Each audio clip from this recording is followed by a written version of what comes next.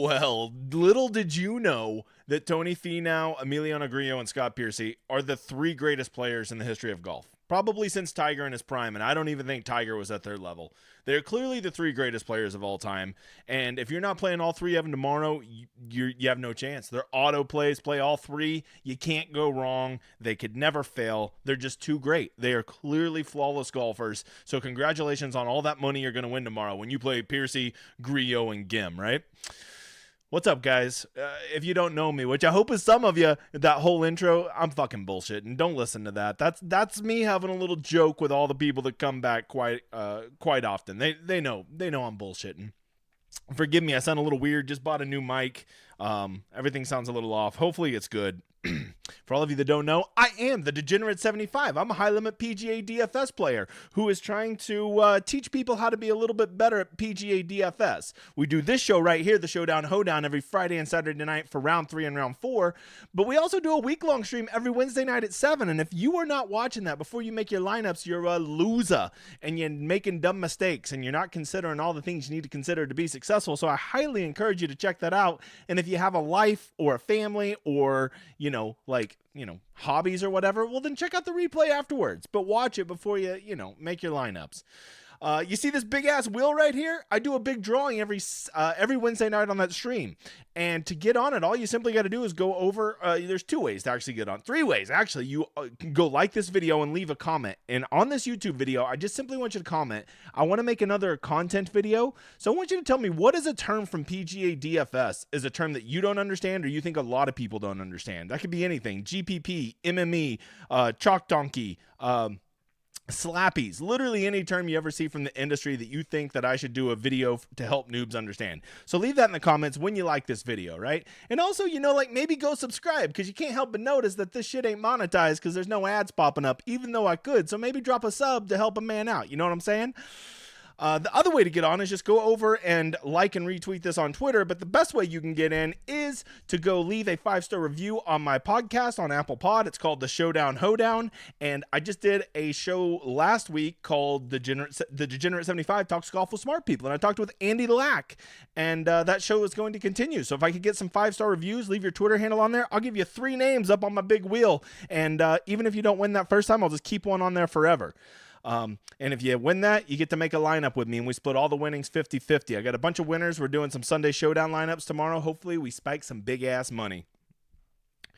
So that is me. That is what we do here. We are going to talk a little bit about Showdown for tomorrow. And first of all, I think we got to start with talking about our buddies over at Draftkings. I've given them a little bit of love, a little bit of a pat on the back. And DraftKings, what do? They come back and they slap me in the face and they spit on me. Because these contests tomorrow fucking suck. They fucking suck. Yeah, I'm talking to you, DraftKings. Not happy with you. Any excitement I had about Sunday Showdown, you just totally killed. The big one is the $25 tomorrow. You can see it is $100,000 up first. You guys know how I feel about this. It's pretty simple. I fucking hate it. That's just way too much money to first. I mean, if you get second place, you're going to feel so disappointed.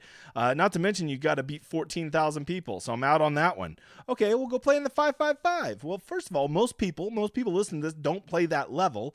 And even though I do, a third of the money goes to first. I hate that also. So that sucks.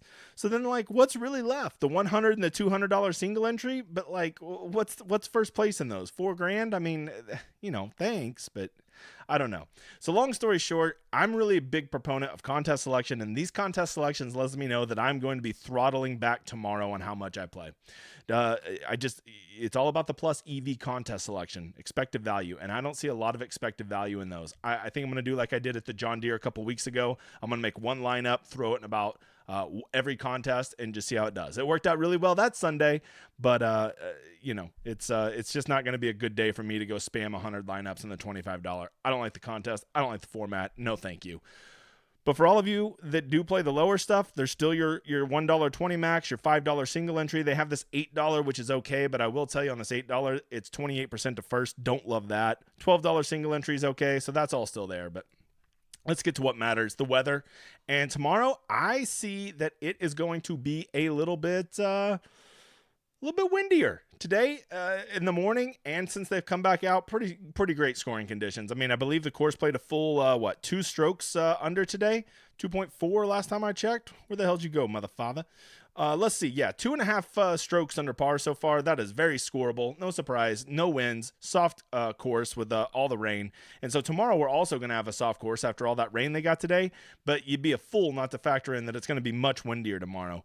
So what does that mean as far as scoring? Well, I think we're going to end up somewhere between what it looked like in round 1 and what it looked like in today. Okay, so we're going to have the softness that it had today, so that would make you think it's going to play 2.5 under, but we're going to have more of those gusts that we saw that first day, and it played almost 2 shots over. So I think tomorrow you're probably looking a little bit more like a half a shot to 1 stroke under, which is great because in Sunday Showdown, everybody's going to be chasing those placement points, and I think that there's going to be enough winds with the water on the course that it's going to put up some ugly numbers, and some of those leaders may come back to the field, especially the god himself, Scott Piercy, the greatest golfer of all time. He might actually make a bogey tomorrow, especially playing with 1 shoe. So you got to factor it in. So that's what I'm thinking. That's where I'm at. I actually kind of like that it's going to play a little bit tougher because that gives more guys at the top blow-up potential, and that really opens up your ability to get those chasers. Go get a couple guys that shoot 3 or 4 under, and you will take off, especially if all the leaders just spin their wheels and shoot even par +1, +2. So I'm playing for the course to shoot about a half stroke under to maybe 1 stroke. You got to factor in the softness. They're still going to be able to throw darts, but that wind will bring in some ugly numbers for some guys. There will be some double bogeys on the course for sure tomorrow. We are adults. We're going to check more than one site here. Let's go check Willy Weather, which I tend to like more, and it's showing the same thing. Once the afternoon gets there, very steady 14-mile-an-hour winds. It doesn't show gusts, but that's pretty much exactly what we had over on Windfinder and the Weather Channel. I've heard they do weather. And what do they have? Basically all afternoon, they have it peaking at 15, 16 miles an hour, right when all the leaders are going to be out there. You have to assume tomorrow with a pretty clear forecast that they're just going to go off in 2s. The only reason they went off in 3s today was because of the weather. So tomorrow, those guys going off earliest in the morning, I'm telling you right now, if you're playing in the really big contest, what's a really big contest? Anything probably over 1,000 entrants, you've got to consider everybody on the board. You got to consider everybody on the board, even those guys that are way, way down there, right? So, like, the guys that are just like, who's a good one? Matthew Neesmith sucked today, right?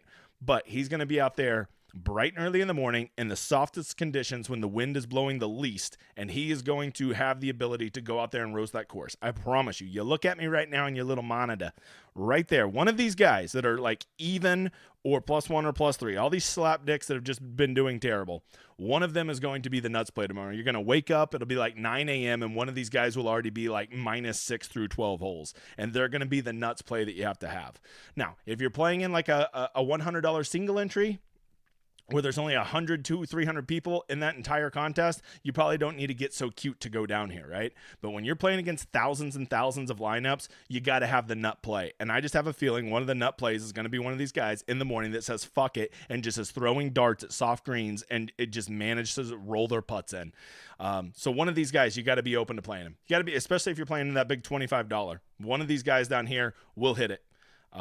So don't be afraid to dive down here. It's pretty nasty. If I'm doing a 5.55, I don't know if I go down this low. If you got some nuts, you should probably consider going down this low.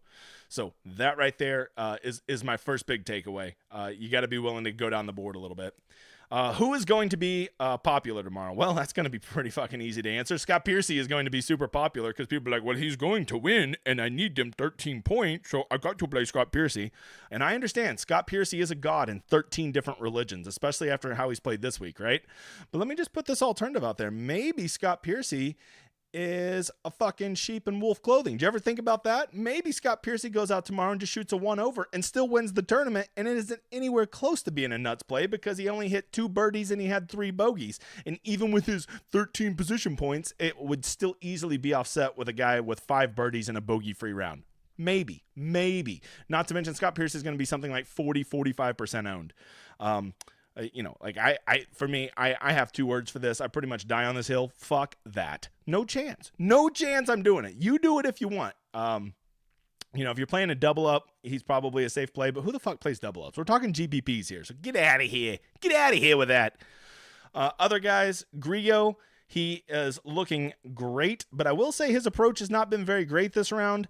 You know, he's still going to be popular just because like he's looked so good this whole week. Tony Finau, the GOAT himself, which by the way, you can see they haven't even updated these. I think Finau is actually like 6 under or something and just finished his round. I'm on my phone on the frickin', I'm such a noob. So yeah, these aren't even completely updated yet. Here, let's go check our buddies over at Fantasy National. See if they're actually more updated for once. Blow my mind. Holy shit, they are. Blow my mind. Let's see. Where did old Finau finish? Yeah, he's all the way up to 13. Tony Finau is going to be astronomically owned tomorrow. I'm talking if he's less than 50%, I will be shocked. You know, he's a god among men. He could never hit a bad shot. He's never missed a putt. He actually missed a putt once when he was 7 years old, but it was only because a bird crowed in his backswing. So it actually shouldn't have counted. So he's actually never missed a putt in his life. He is the greatest golfer of all time. He could never fail you. You got to play 100% Tony Finau tomorrow. I'm not playing him. You do it. You do it, big guy. I don't want it. No, thank you. Finau's a fucking loser. Okay. Yeah, I know he's looked like a god these first few days. And the amazing thing is he's great at everything except putting. But even then, it still feels like he makes every putt, fucker. Emiliano Grillo Piercy, out. Doug Gim coming off of a great round, being T2nd. He's going to be super popular. Look, you just got to go and look who had a good round today and who was way up there in the standings, and they're going to be popular. Scott Piercy, Poston, Sig, Sink. I cannot believe Cam Percy's going to be popular. I refuse to believe that. And then the other guys that are going to be popular, Doug Gim, Sungjae Im.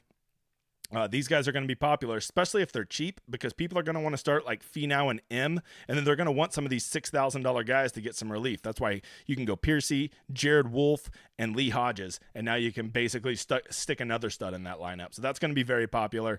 I'm all about, how about no? How about this one? How about I come at you with this one? How about you go look for some guys who spun their wheels today?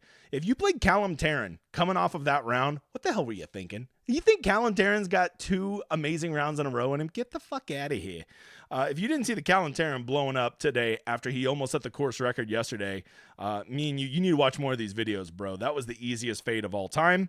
So you need to consider going back to him, because just like he's so good on Friday, he'll be awesome on Saturday or not. And just like he was terrible today, everybody said, well, he sucked, can't play him. Or maybe he could bounce back, a-hole. You ever think about that?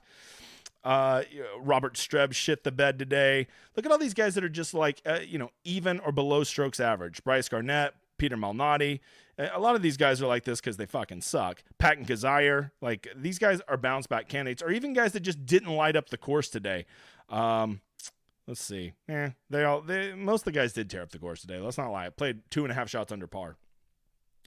Other things that I would want to check out. I would want to see, did anybody just really shit it away? Has anybody just been killing themselves around the greens, and maybe tomorrow they're just hitting all their greens? Who are some guys just horrific around the greens that, that still have a chance? I guess I should say this. What's the cutoff that I'm looking to play tomorrow? I like guys that can backdoor a top 10. To backdoor a top 10, you basically are going to need to get to at least -10. So my cutoff for guys that I'm interested in playing is probably going to be this -2, -3 range. I doubt I'd dip any lower than that, just because I want guys that if they go shoot a 6 under, they're still going to pick up some placement points and just get that extra cherry on the top. So with that said, back to around the greens. I'm all over the place. If you don't know, it's like a midnight right now. So this video is going to have like 3 hours where it's even useful for you to watch. So I'm probably going to get 100 views on it, which pisses me off. But thanks a lot, Mother Nature. We've been pretty lucky. Let's just be thankful we're even getting this video and they're not finishing the round tomorrow morning. So who's been killing it? Who's been killing themselves around the green that's still up there? Callum Tarrant. Got it. He's popped up a couple times. Mr. Peter Malnati. Sungjae Im, not good around the greens. That's something to look at. And the single most important thing, approach. Did anybody just kill it on approach today that sucked at everything else? Ryan Brim. Okay. Hey, my boy Kim, I told you, Donkey Chalk always gets there. Riding that horse again tomorrow. Riding that dude straight to Victory Town. Tom Kim for all the marbles. Paul Goidos. I tapped him yesterday as a guy who just had fire frickin' approach, and it doesn't seem to be changing. So check him out. And then lastly, let's go see those guys who really scored well in round 1 that may be a sneaky play tomorrow. Anybody that, like Bryce Garnett, he really killed it in the slightly windier conditions.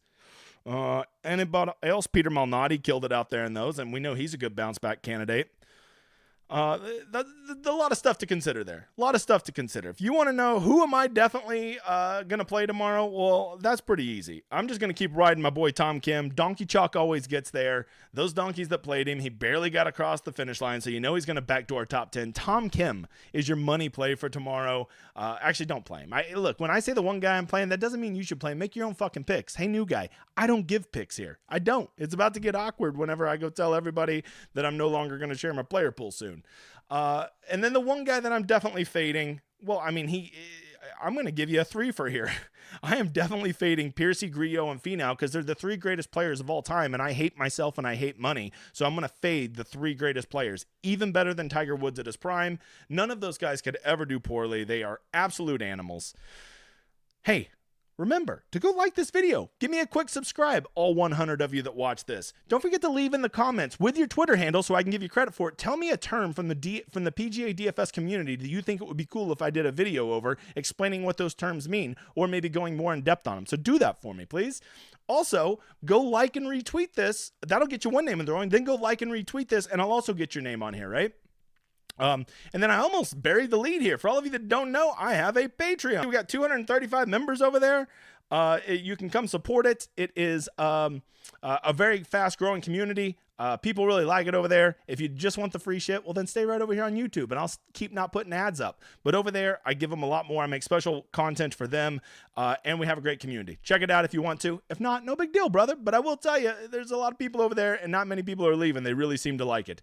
So, with that said, I will see you Wednesday night for the live stream. I got to go make my video for my Discord people, so I will see you guys later. I hope you enjoy my outro.